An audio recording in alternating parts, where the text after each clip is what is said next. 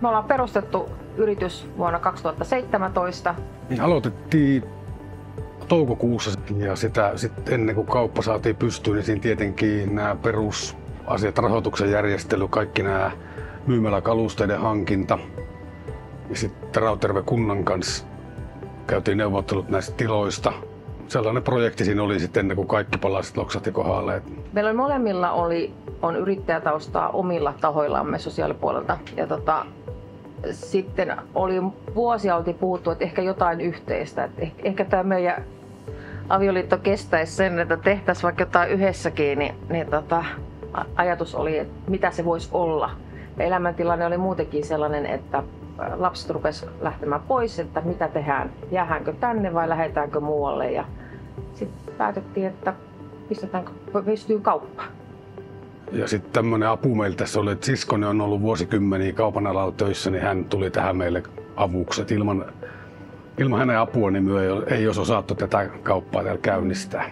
Ja Pinkku on muutenkin edelleen meillä ihan ehdoton. Kyllä, joo. Joo, ilman Pinkkua niin ei olisi kyllä meitäkin. Me niin tälleen söhlätään ja Pinkku sitten hoitaa. Me hiihitellään ja Pinkku tekee työt. Joo. Meiltä saa postipalveluita, sitten saa Senkkerin paketit, missä on myös asiakirjaluovutukset. Sitten on paikallisia tuotteita hunajasta vähän muihin käsitöihin. Ja sitten löytyy myös nuo apteekin palvelut. Lisäksi meiltä löytyy myös käteisnostopalvelut. Asiakaskunta on erittäin miellyttävää. Tykkään toimia tällä seudulla.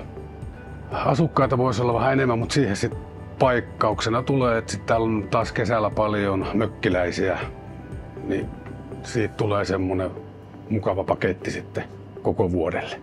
Mökkiläiset on myös aina kiva, kun ne tulee keväällä, niin niillä on tuttuja naamoja rupeaa olemaan. Että tässä näkee se, että 8 vuotta ollaan kohta tässä oltu, niin sieltä aina tullaan, että terve, että taas tultiin. Niin se on kanssa aika kiva, että huomataan, että tullaan tutuksi myös heidän kanssa. Jos ajatellaan, että yhdessä yrittämistä, niin eihän se meille ei tarkoita ollenkaan sitä, että me ollaan koko ajan. Se ei ole se 24/7. Itse asiassa viime aikoina varsinkin, niin välillä se on aikamoista läpsystä vaihtoa, että toinen on aamuvuorossa ja toinen on iltavuorossa ja sitten jos oltaisiin muuten samaan aikaan kotona, niin sitten me on kouluttamassa illalla tai samaan viikonloppuna, niin se pitää ihan järjestelmällä järjestää sitten välillä sellaista aikaa yhdessä, että ollaan. Mutta välillä me nauretaan sitäkin, että tullaan tänne viikonloppuna hengailemaan porukassa, että silloin kerkee olla yhdessä.